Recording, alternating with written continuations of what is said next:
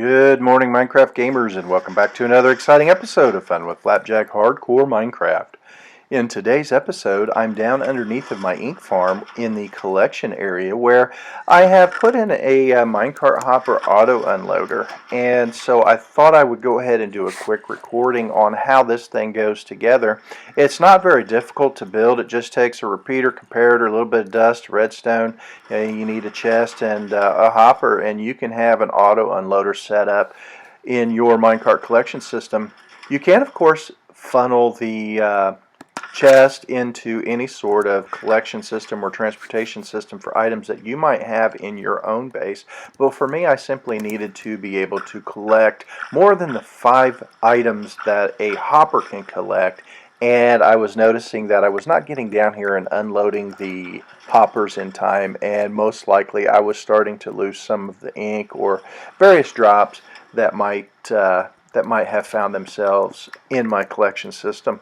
But what I needed to do was, and if you're going to allow the minecarts to continue to run, is just place a block beside the powered rail up above, and that will allow the hopper to continue to move along the minecart track and collect the items that may or may not be up above. But as you could hear in the background there, some squid just died, and if you shut the system off, most likely while you're building this, the drops would have just despawned.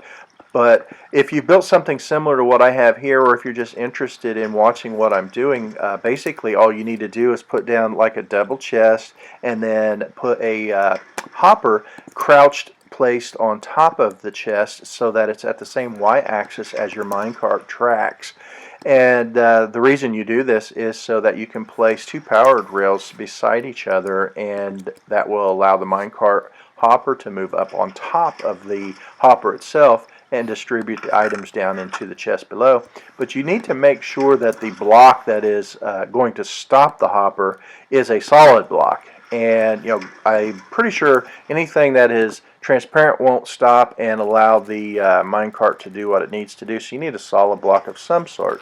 It can't be a slab or a staircase either. Those won't work. But you need to make sure that your minecart will have the clearance to be able to make it up on top of the hopper.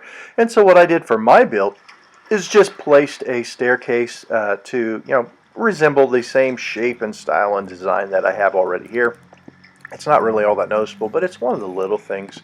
But after you place the powered rails, one on top of the hopper and one beside it, go ahead and place down a couple rows of regular blocks of choice, whatever it is that you're going to use, because this will be where you'll build your circuit. And your circuit is actually going to go out of the hopper and feed into a comparator, which will push into a repeater, which will send the... That's not right. Hold on. You got to have it over 1. That's a huge derp. Yeah, you need an air block space between the block and the powered rail, and that will allow you to place a torch on the side of the block. And then, of course, coming out of the hopper will be a comparator pushing into the repeater, as I said, which will then send a signal on around. Whenever something drops into that hopper, it will send the redstone signal on around through the redstone dust. So coming out of the back side of this repeater, you need to place 2 pieces of dust, and then a 3rd piece will go on top of the block that has the redstone torch. And that's the end of that circuit. Again, I did not design this. I only found this online after I was forced to come up with a new way to offload my items when a redstone update broke the type of collection system I had been using in the past. But definitely take the time to reshape the blocks that you need to for your particular build. I like being able to see the minecarts as they move back and forth, so I'm not going to close this all in and hide the redstone.